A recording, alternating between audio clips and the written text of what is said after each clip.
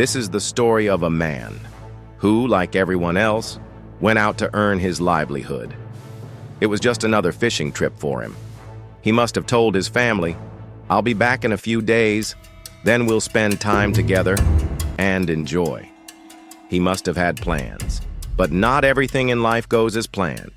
It's a true story of 39-year-old Michael Peter Edwards, a fisherman from Australia who left home to work and never came back the way anyone expected.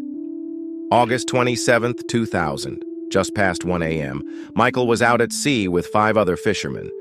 Their boat was anchored 56 miles off the coast of Queensland, Australia. Earlier that night, everything was peaceful. The waves were soft. The sky was clear. No one expected what was coming. Michael stood on the slippery deck, trying to hold his balance. Beside him was his friend and crewmate, Sam Watts. The 2 men stayed up to secure the gear, while the rest of the crew slept below. Just routine work, nothing unusual. But then, the sea changed. Without warning, a powerful storm rolled in. Winds howled, rain poured, waves grew taller and louder. The calm sea turned wild. Michael and Sam didn't panic. They had been through rough weather before. They decided to split up. Sam would go to the front, Michael to the back. They planned to meet in the middle and head below when things were tied down. Sam kept his eyes on Michael as they worked. But for just a moment, he looked down to check a rope. That 1 second changed everything. A massive wave, a rogue wave, slammed into the boat. The whole vessel tilted hard to one side. Sam was thrown across the deck. He barely managed to grab the railing and hold on. When the boat leveled again, Sam looked up. Michael was gone. He shouted his name, but there was no answer. Rain fell harder. The wind screamed. He ran below to wake the crew. Within minutes, everyone was on deck, flashlights in hand, shouting, searching. The captain radioed for help. Soon a police boat joined the search, but the waves kept crashing, and the sea showed nothing. The search went on into the next day, but there was no sign of Michael. By noon, the police called it off.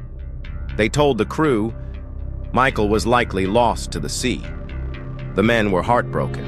Just hours ago, he was laughing beside them. Now, he was gone. They gathered inside the cabin. It was time to make a difficult decision. Should they go home or stay and keep fishing? It sounds cold, but fishing trips like this are expensive, and they had caught nothing yet. These weren't rich men. They had families to feed. After a quiet, heavy talk, they decided to stay. Just one more day. That day, the ocean gave them something strange. One after another, they caught giant fish, huge flowery cod, each nearly 100 pounds.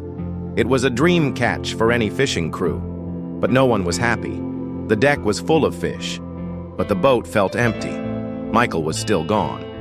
And though they kept glancing at the sea, hoping for some sign of him, nothing ever came. They packed up and headed home. A few days later, at a fish factory in Cairns, one of the giant cod from Sam's boat was being processed. A worker began to cut it open as usual, but then he froze, dropped his knife, and screamed. Inside the fish was a human head. It was Michael. His eyes were open, his mouth too.